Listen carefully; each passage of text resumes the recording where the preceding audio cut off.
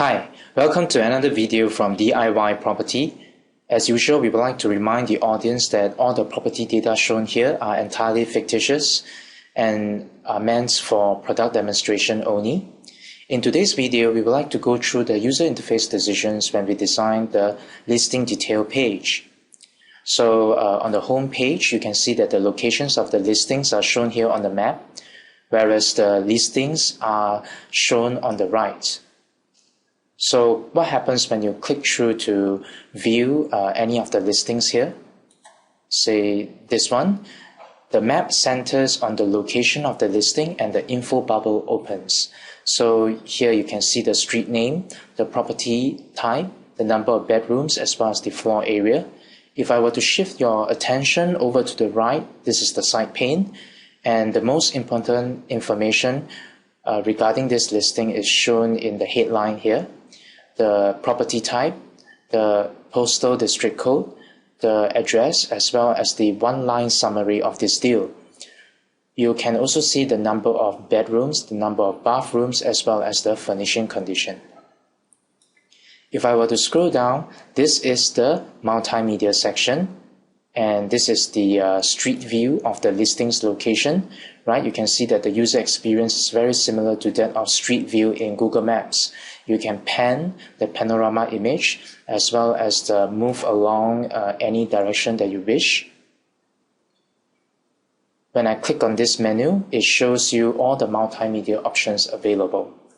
So maybe if I were to talk a little bit on why we implemented this drop-up menu instead of a drop-down menu, is because on smaller screens, if we were to be using a drop-down menu, then the user will have to scroll down, make a selection, and then scroll up again to view the results. So in order to avoid all this extra scrolling and clicking, we decided to go with a drop-up menu. So in this drop-up menu, you can see the other multimedia options available, such as the bird eye view. If I were to click on this one, you will see the satellite imagery. Right, unfortunately, the 45-degree high-resolution satellite imagery for Singapore is not available yet. So I really hope that the Google Maps team will be able to bring this to this region. Next, we have photos. Here you can see a simple photo slider of the images that the user uploads. So when I click on the direction buttons, I'm able to browse the photos of this listing. Next, we have this 360-degree home tour. Let me show you what this is about.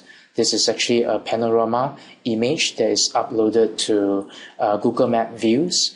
So our users with Android phones can take a panorama image with their Android devices. This is known as an Android web sphere. And this panorama image can then be uploaded to Google Maps view, made publicly available, and with a unique ID, we will be able to display the panorama data through the Street View container. So here you can see that the user experience is again very similar to Street View that you use on Google Maps. You are able to pan the image around as well as to zoom in or zoom out.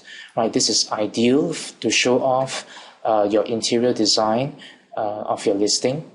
And this also shows the possibilities of panorama photography indoors, especially for property websites like this.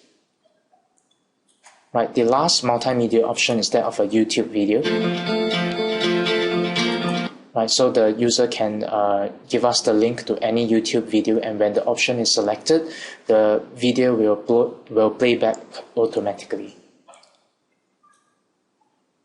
Okay, so now let me move on to this key metrics panel. In the key metrics panel, you see the key financial information such as the sales amounts, the dollar per floor area or PSF, PSQM is also computed.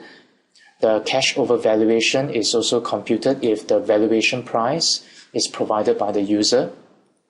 Floor area in both square feet and square meter the TOP year if available, and the tenor, whether it is leasehold or freehold. In the case of leasehold, how many years? Right, and over here we have the social media buttons, which will allow our users to share this listing with their friends on their preferred social media channel. Towards the bottom of the listing detail page, we have the facts and features box, which will show you the name of the developer as well as the listing date. You will also have a sense of how old this listing is. The features are shown as tags that appear at the base of this panel. Also, you'll be able to see the description that's uploaded by the user. Viewing appointments of this listing if available, and you'll be able to add this viewing appointment to your Google Calendar. I will demonstrate this in a while. Let me just show you also the very last piece on the listing detail page would be the Google Plus users badge of the poster. So this is how our users will be able to contact the listing poster via Google Plus. Right, so now let me demonstrate how you can add a viewing appointment to your Google Calendar. First, when you click on this button, it will ask you to sign in first. So let's sign in as the user. Right, you can see that it will ask for your permission to manage calendars, and if you will accept, now you are signed in. So let's try this again.